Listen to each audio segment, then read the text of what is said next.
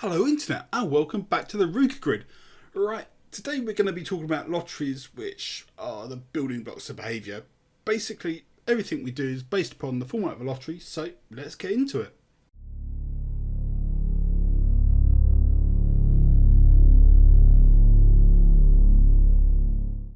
Right, before we start, let's talk about the idea of a lottery. Not everyone is happy to think that their life is just one endless series of them, whether that's because they think it has associations with gambling or they don't like risk or whatever.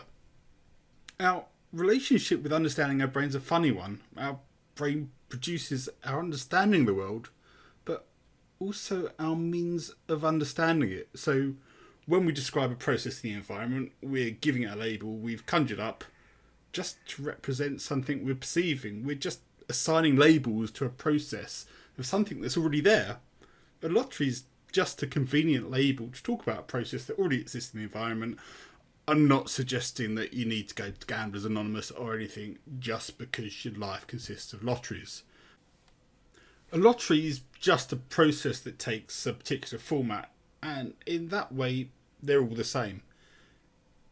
Every lottery takes the format of a unit of capital being staked in an uncertain condition, which is then resolved with the expectation of providing a relative advantage to the individual over the environment. So even though we use the word lottery as a noun, it's really a process. Taking that, let's look at our definition of a lottery a bit more and break it down. So to enter a lottery, you need a unit of capital. Typically, we think of capital as money, but it can be any resource you have at your disposal. So it might be strength, attractiveness, food, etc. And you need to stake some of this resource to engage in a lottery process. For most people, money is the easiest form of capital to understand. So let's imagine we're going to enter a state or national lottery game. We would need an amount of money equal to the entry fee. In this example, that would be our stake. Winning one of these games isn't certain. We only win when the numbers that we've chosen match the numbers of those that are drawn at random, and that is the inherent uncertainty in the game. When the numbers are drawn, that uncertainty is reduced regardless of whether our numbers come up or not. After the numbers have been drawn, we can say that the lottery has been resolved and we either receive the relative advantage which compelled us to enter the lottery or we lose our stake. Now, you might not think that has much to do with everyday life, but I promise you the format's the same.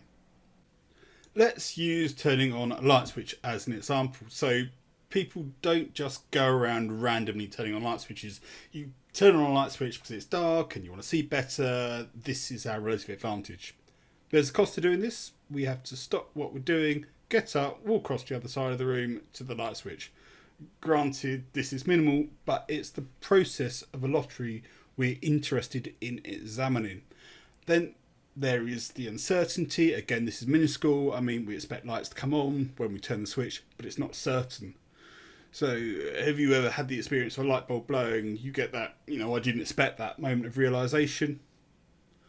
Many lotteries we engage in our environment have tiny amounts of uncertainty associated with them. That's why we employ them. We expect them to be successful, but they're not certain. So when we go to turn on a light, we use a small amount of energy to do something we think is fairly certain to allow us to see better after the sun has gone down. Can you see? It's in the format of a lottery. Try it with other things in your life. Break down what you're doing and what you're expecting to happen. They all take this form. If you want to understand any behaviour, whether it's your own or someone else's, you have to understand the lotteries they're employing in the environment. Right, so that's all for now. Next time we can have a look at why we form lotteries and delve a bit into the process of doing this. So take care and I'll see you then.